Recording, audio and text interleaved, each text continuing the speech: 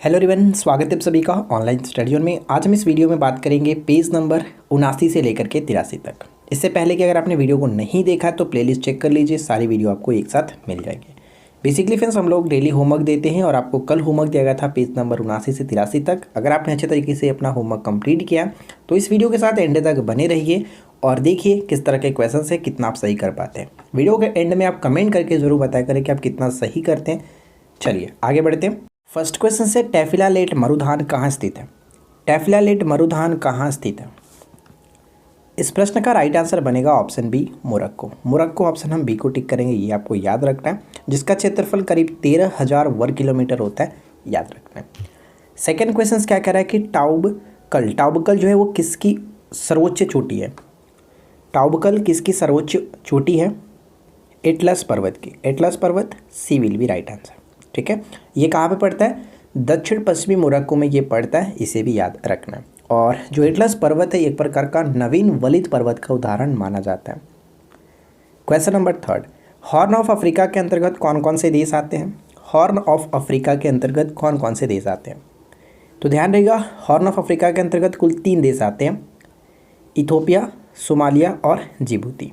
ए सीमा जी हमने याद किया था, ए सोमा जी याद किया था, आप याद रख सकते हैं। देखिए, ई का मतलब हो गया इथोपिया और सोमा जी मैंने याद कराया था आपको, ई सोमा जी करके। तो ई का मतलब इथोपिया, सोमा का मतलब सोमालिया, जी का मतलब जिबूती। इस तरह से आप तीनों को याद रखिए, आप याद रख पाएंगे। ठीक है।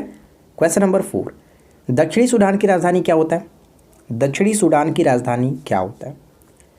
तो इस प्रश्न का राइट आंसर हो जाएगा ऑप्शन बी, जुब्बा। देखिए, कुछ लोग सूडान और दक्षिणी सूडान की राजधानी में कंफ्यूज कर जाते हैं।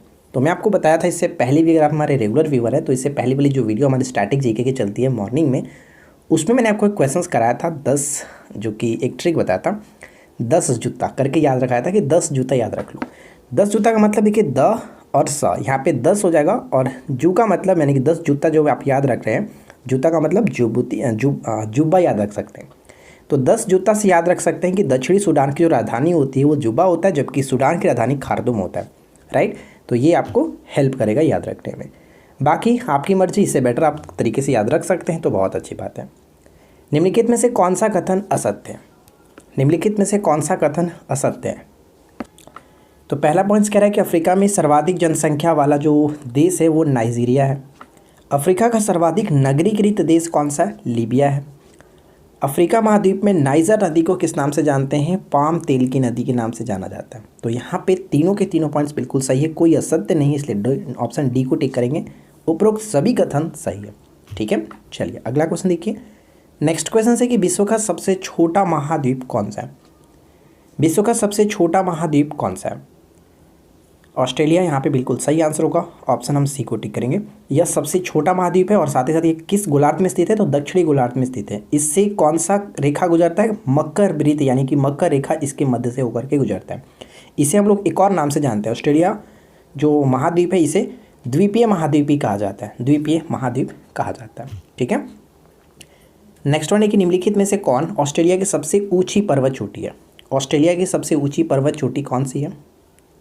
तो ऑप्शन हम बी को टिक करेंगे। एक्चुअली ये जो लिखा गया इसका नाम हम कोसियुस्को कह सकते हैं, कोसियुस्को। ठीक है, कोसियुस्को, ये आपको याद रखना है। अगला क्वेश्चन देखते हैं। नेक्स्ट क्वेश्चन है कि कौन सी काल्पनिक रेखा ऑस्ट्रेलियाई महाद्वीप से होकर के गुजरती है? ऑस्ट्रेलियाई महाद्वीप से होकर के गुजरता है, जस्ट मैंने आपको बताया, मकर रेखा। और इसके पहली वाली वीडियो हम लोगों ने देखा था कि एकमात्र जो महाद्वीप है जिससे तीनों रेखाएं होकर के गुजरती है वो कौन सा है? अफ्रीका। अफ्रीका से तीनों गुजरता है, भारत से कर्क रेखा गुजरता है। ठीक है, अगला क्वेश्चन, न्यूजीलैंड की सबसे ऊंची चोटी कौन सी है? न्यूजीलैंड की सबसे ऊंची चोटी कौन सी है? तो सही आंसर बन जाएगा option B, Mount Cook. Mount Cook, option B will be a right answer. ठीक है, अगला क्वेश्चन, निम्नलिखित में से कौन सा कथन सही नहीं है? निम्नलिखित में से कौन सा कथन सही नहीं है?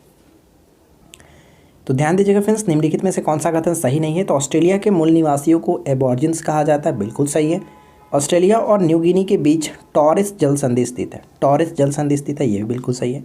इस महाद्वीप का सर्वोच्च जो शिखर है वो कोसियुस्को है, ऊपर हम लोगों ने देखा था ऑस्ट्रेलिया महाद्वीप के सर्वोच्च जो शिखर है कोसियुस्को है। तो यहाँ पे सभी के सभी कथन सही है, option D will be right answer. ठीक है, आगे बढ़ते हैं।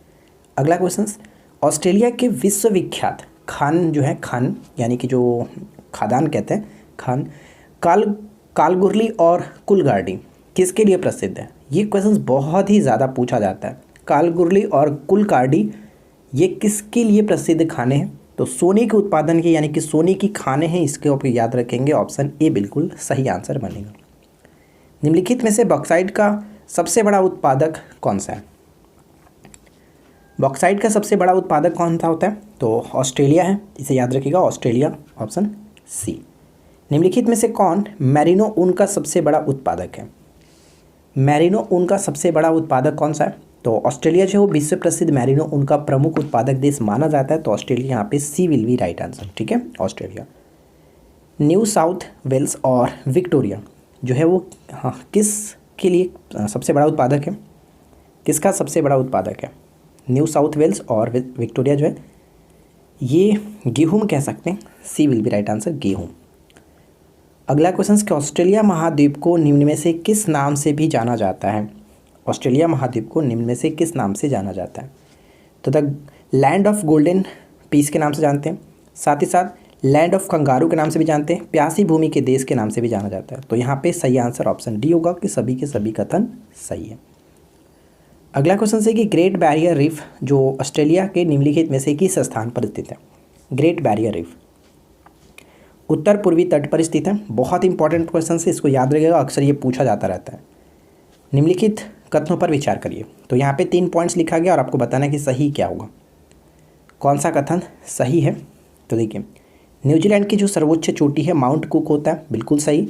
यहाँ के मूल निवासी जो है माओरी, कुक जो है कुक शिखर को, ध्यान रखिएगा यहाँ पे थोड़ा सा मिस्टेक है, कुक शिखर को औरंगो कहते हैं, कुक शिखर को औरंगो कहते हैं, बिल्कुल सही।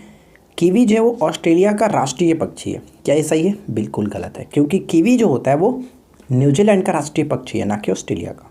तो यहाँ पे हम कहेंगे कि केवल 1 और 2 सही है, ऑप्शन ए को टिक करेंगे, 1 और 2 राइट आंसर है। निम्नलिखित में से किसने 1820 में अंटार्कटिका की मुख्य भूमि की खोज की थी? अंटार्कटिका की मुख्य भूमि की खोज किसने की थी? तो फेबियन बेलिंग्स सासिन यहाँ पे राइट आंसर बनेगा, ऑप्शन ए को टिक करेंगे। लेकिन आपको पता होगा फ्रेंड्स कि अंटार्कटिका जो है, अंटार्कटिका महाद्वीप की खोज का जो श्रेय दिया जाता है, यानी कि जो किसे दिया जाता है, तो कैप्टन जेम्स क्लार्क रॉस ने 1819 ईस्वी में की थी। ये भी आपको याद रखना है, ठीक है। आगे बढ़ते हैं, क्वेश्चन नंबर 19। अंटार्कटिका की सबसे ऊंची चोटी कौन सी है? अंटार्कटिका की सबसे ऊंची चोटी कौन सी है? तो यहाँ पे सही आंसर बनेगा option B, Mount Vinson Massif, Mount Vinson Massif, option B. Gibson और विक्टोरिया किस महाद्वीप के प्रमुख मरुस्थल है? गिब्सन और विक्टोरिया, गिब्सन और विक्टोरिया का संबंध ऑस्ट्रेलिया महाद्वीप की ये एक प्रमुख मरुस्थल है, ऑप्शन बी होगा राइट आंसर। अंटार्कटिका की भूमि कितने महासागरों से घिरी हुई है? अंटार्कटिक जो है, अंटार्कटिक, इसकी भूमि कितने महासागरों से घिरी हुई है? 3 महासागरों से, 3 महासागरों से। और वो कौन कौन है? हिंद महासागर, प्रशांत महासागर और अटलांटिक महासागर से घिरी हुई है, ठीक है। चलिए अगला क्वेश्चन, बेडल सागर और रॉस सागर किस महासागर के भाग हैं? बेडल सागर और रॉस सागर किस महासागर के भाग हैं? तो यहाँ पे सही आंसर बनेगा ऑप्शन ए, आर्कटिक महासागर, ठीक है, आर्कटिक महासागर, option A will be right answer. इसे याद रखिएगा, जिसका तापमान अगर आपसे पूछ ले कितना होता है तो 4 डिग्री सेल्सियस, 4 डिग्री सेल्सियस से कम रहता है, ठीक है, 4 डिग्री सेल्सियस से कम रहता है, ये आपको याद रखना है। नेक्स्ट वन है, भारत में अंटार्कटिक में अपना पहला शोध केंद्र दक्षिण गंगोत्री कब स्थापित किया गया था? भारत ने अंटार्कटिक में अपना पहला शोध केंद्र दक्षिण गंगोत्री के नाम से कब स्थापित किया गया था? क्या बनेगा right answer? 1983, 1983, option B will be right answer. दूसरे भारतीय शोध केंद्र मैत्री की स्थापना कब की गई थी? मैत्री की स्थापना कब की गई थी? तो मैत्री जो है इसके कुछ वर्षों के बाद 1989 यानी करीब 6 वर्षों के बाद स्थापित किया गया था। निम्न में से कौन सा मिलान सही है? बताइए कि निम्न में से कौन सा मिलान सही है? एक तरफ महाद्वीप है, दूसरी तरफ उसके सर्वोच्च जो पर्वत है उसके साथ मैच किया गया। अफ्रीका की सर्वोच्च चोटी क्या होता है? Mount Kilimanjaro. एशिया का माउंट एवरेस्ट।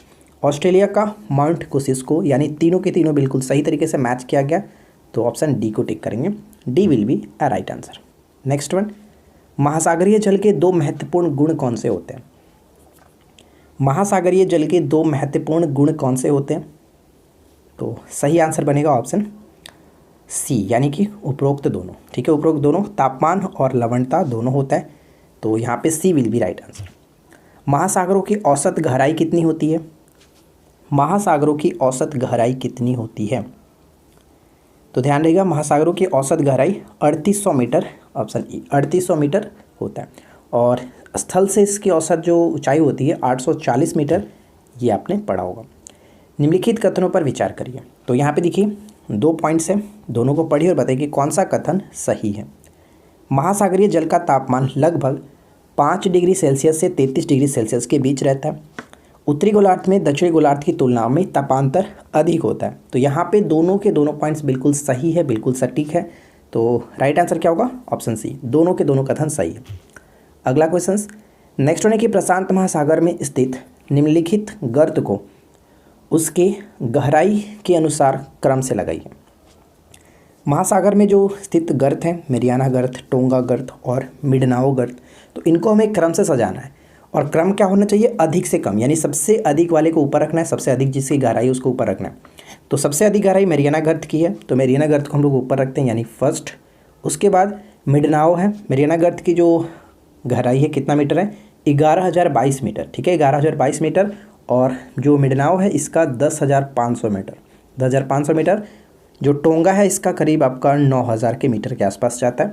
तो यहाँ पे अगर हम क्रम से सजाएं तो पहले आपका मेरियाना गर्त आएगा, उसके बाद मिडनाओ गर्त और लास्ट में 2 रखेंगे, यानी 1 3 2, 1 3 2। ऑप्शन बी बिल्कुल सही आंसर बन जाता है। वान झील निम्नलिखित में से किस देश में स्थित है? वान झील निम्नलिखित में से किस देश में स्थित है?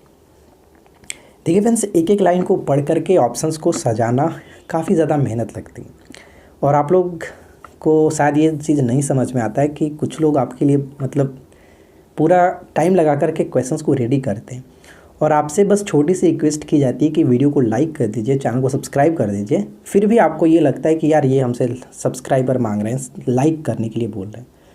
कुछ ज़्यादा नहीं मांगा जाता यार। अगर आपको एक दिन बोला जाए ना कि क्वेश्चंस रेडी करिए, तो आप शायद ही ना कर पाओ। इसके पीछे का जो मेहनत होता है ना क्वेश्चंस को रेडी करना, वो बहुत ज़्यादा टिपिकल होता है।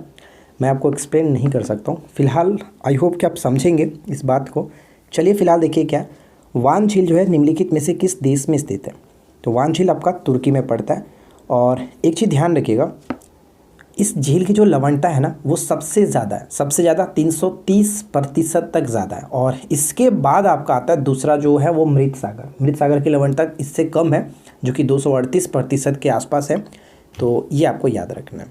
नेक्स्ट वन है कि निम्नलिखित में से किस देश की तटीय सीमा सबसे बड़ी है? ये क्वेश्चंस भी बहुत ही ज़्यादा पूछा जाता है। किस देश की तटीय सीमा सबसे बड़ी है? तो वो हो जाएगा कनाडा। सबसे ज़्यादा कनाडा का, सेकंड नंबर पे इंडोनेशिया, थर्ड नंबर पे ग्रीनलैंड और फोर्थ नंबर पे रसिया। तो ये आपका मैंने क्रम से ही ऑप्शंस दिया है, तो इनको अभी याद रख लीजिएगा, क्योंकि पीसीएस एग्जाम्स में हो सकता है फ्रेंड्स कि क्रम से आपको सजाने को मिल सकता है। तो इस तरह से आपको याद रखना है। ठीक है, कनाडा, इंडोनेशिया, ग्रीनलैंड और उसके बाद रूस आता है। अगला क्वेश्चन क्या? अच्छा, 5th नंबर भी याद रखिए। 5th नंबर फिलीपींस होता है। किस महासागर की आकृति अंग्रेजी के एस अक्षर से मिलती है? अंग्रेजी के एस अक्षर से मिलता है, वो है अटलांटिक महासागर। अटलांटिक महासागर, ऑप्शन बी। व्यापार के दृष्टिकोण से कौन सा महासागर संसार का सबसे अधिक व्यस्त महासागर माना जाता है? व्यापार की दृष्टि से, तो सही आंसर भी बनेगा ऑप्शन बी, यानी कि अटलांटिक महासागर। मेडागास्कर किस महासागर का सबसे बड़ा द्वीप है? मेडागास्कर किस महासागर का सबसे बड़ा द्वीप है? तो सही आंसर हो जाएगा हिंद महासागर का। ठीक है, हिंद महासागर का सबसे बड़ा द्वीप है। और नेक्स्ट क्वेश्चन देखिए, डिएगो गार्सिया द्वीप जो है वो किस महासागर में स्थित है? डिएगो गार्सिया जो द्वीप है वो किस महासागर में स्थित है? मेडागास्कर और ये दोनों क्वेश्चन अक्सर पूछे जाते रहते हैं, इनको तो याद ही रखना है। तो यह भी सही आपका आंसर बनेगा हिंद महासागर ही। ऑप्शन ए बिल्कुल सही आंसर है, हिंद महासागर। नेक्स्ट वन, विश्व की सबसे तेज़ बहने वाली जो महासागरीय जलधारा है वो कौन सा है? देखिए, महासागरीय जलधारा से संबंधित हमारे चैनल पे बहुत सारी वीडियो अपलोडेड है। अगर आपको अच्छे तरीके से महासागरीय जलधारा को याद रखना है, समझना है, तो इन पे मैंने अलग वीडियो बना रखा है। आप सर्च कर लीजिए, हमारे चैनल पे वीडियो मिल जाएगी। ठीक है, तो विश्व की सबसे तेज़ बहने वाली जो महासागरीय जलधारा है उसका नाम हो जाता है गल्फ स्ट्रीम। गल्फ स्ट्रीम एक प्रकार का गर्म जलधारा, इसको याद रखिएगा। नेक्स्ट वन क्या कह रहे हैं, महासागरीय जल की लवणता जो है वो गहराई के साथ क्या होता है, महासागरीय जल की जो लवणता होता है वो गहराई के साथ बढ़ती जाती है, जितनी ज़्यादा गहराई होगा उतना ज़्यादा उसका लवणता होगा, यानी ऑप्शन ई। निम्नलिखित में से कौन ठंडी समुद्री जलधारा है, ठंडी समुद्री जलधाराएं हैं। तो यहाँ पे ध्यान दीजिएगा, जो हम्बोल्ट है वो एक प्रकार का ठंडी जलधारा है, ब्राज़ील ये गर्म जलधारा है, अवोसियो जो है इसको भी हम लोग ठंडी जलधारा कहते हैं, और कनारी भी ठंडी जलधारा है। यानी फर्स्ट, थर्ड और फोर्थ यहाँ पे राइट आंसर होगा, first, third, fourth, option C. Humboldt की जो जलधारा है वो किस महासागर की ठंडी जलधारा, प्रशांत महासागर की, प्रशांत महासागर की। और अक्सर ये पूछा था कि कनारी जो किस महासागर की ये ठंडी जलधारा, अटलांटिक महासागर की। इस पर हमारा अलग से ट्रिकी वीडियो अपलोडेड है, आप देखना चाहें तो देखकर समझ सकते हैं। एल नीनो जलधारा कहाँ उत्पन्न होती है, एल नीनो जो जलधारा वो कहाँ उत्पन्न होता है, पेरू के तट पर, पेरू के तट पर। पेरू को हम लोग पेरुवियन की जलधारा कह सकते हैं, या फिर इसको हम्बोल्ट की जलधारा कहा जाता है। ऊपर मैंने आपको बताया हम्बोल्ट की जलधारा तो वही है आपका पेरू के तट पर, पेरू के तट पर, यानी कि पेरुवियन की जलधारा जो होता है हम्बोल्ट की जलधारा के नाम से भी इसको जानते हैं। लेब्राडोर की ठंडी जलधारा और गल्फ स्ट्रीम की जो गर्म जलधारा वो कहाँ एक दूसरे से मिलती है, एक दूसरे से कहाँ पर मिलता है, तो ये दोनों एक दूसरे से उत्तरी अमेरिका के उत्तर पूर्वी तट पर मिलता है, यानी सही आंसर ऑप्शन ए होगा। अगला क्वेश्चन, निम्नलिखित में से कौन एक ठंडी जलधारा है, कौन एक ठंडी जलधारा है। तो ध्यान दीजिएगा, अभी जस्ट हम लोगों ने देखा कि लैब्राडोर एक प्रकार की ठंडी जलधारा है, तो right answer option C will be correct हो। चलिए अगला क्वेश्चन, यूरोप का गर्म कंबल किस महासागरीय जलधारा को कहा जाता है। यूरोप का गर्म कंबल के नाम से हम लोग किसे जानते हैं, गल्फ स्ट्रीम को। गल्फ स्ट्रीम कहाँ की महासागरीय जलधारा, तो अटलांटिक महासागर की गर्म जलधारा, इसको याद रखिएगा। अगला क्वेश्चन, समुद्र की गर्म जलधारा किस ओर जाती है। समुद्र की जो गर्म जलधाराएं होती हैं वो क्या करता है, वो ध्रुव की तरफ चलता है। और देखिए ग्लोब जो अगर ये होता है तो जो गर्म धाराएं होती है वो विषुवत रेखा के आसपास चलता है, और ये यहाँ से उठ कर के ये उधर की तरफ जाता है, ध्रुव की तरफ जाता है, इस तरह से जाता रहता है। ठीक है, तो सही आंसर क्या बनेगा, ऑप्शन डी, ध्रुव की ओर, राइट। अगला क्वेश्चन, गल्फ स्ट्रीम जलधारा की उत्पत्ति कहाँ से होती है। गल्फ स्ट्रीम जलधारा की उत्पत्ति जो होता है वो मैक्सिको की खाड़ी से होता है, सी करेक्ट होगा, मैक्सिको की खाड़ी से। नेक्स्ट क्वेश्चन बनता है, जो कि आज की इस वीडियो का आखिरी प्रश्न है, कि विश्व में सर्वाधिक लवणता किस सागर में पाई जाती है, किस सागर में पाई जाती है। तो राइट आंसर बनेगा ऑप्शन ए, यानी कि मृत सागर में। ठीक है, मृत सागर में। और एक यहाँ पे क्वेश्चन देख रहे हैं, जैसे कि सरगासो सागर है, पूछा था कि सरगासो सागर किस महासागर में ये पड़ता है, तो उत्तरी अटलांटिक महासागर में ये पड़ता है, ये ध्यान रखिएगा, उत्तरी अटलांटिक महासागर में। ठीक है फ्रेंड्स, तो बस आज की इस वीडियो में इतना ही। करेक्ट आंसर यहाँ पे ऑप्शन ए हो जाएगा। आशा करते हैं कि आप लोग को वीडियो पसंद आएगा। और हाँ, आगे बढ़ने से पहले कल का होमवर्क क्या, तो कल का होमवर्क हम दे रहे हैं पेज नंबर 83 से लेकर के 87 तक आप कंप्लीट करेंगे, 83 से 87 तक कंप्लीट करेंगे। ठीक है, तो चलिए हम मिलते हैं नेक्स्ट क्लास में। और हाँ फ्रेंड्स, शायद कल संडे है तो कल शायद वीडियो हमारी अपलोडेड ना हो, तो आप लोग पैनिक मत होना कि वीडियो क्यों नहीं आया। तो कल संडे है, हो सकता है कि कल वीडियो ना हो, टाइम मिलता है तो अपलोड कर देते हैं, अदरवाइज़ कोई चांसेस नहीं है। ठीक है, तो चलिए मिलते हैं नेक्स्ट क्लास में। Thanks for watching.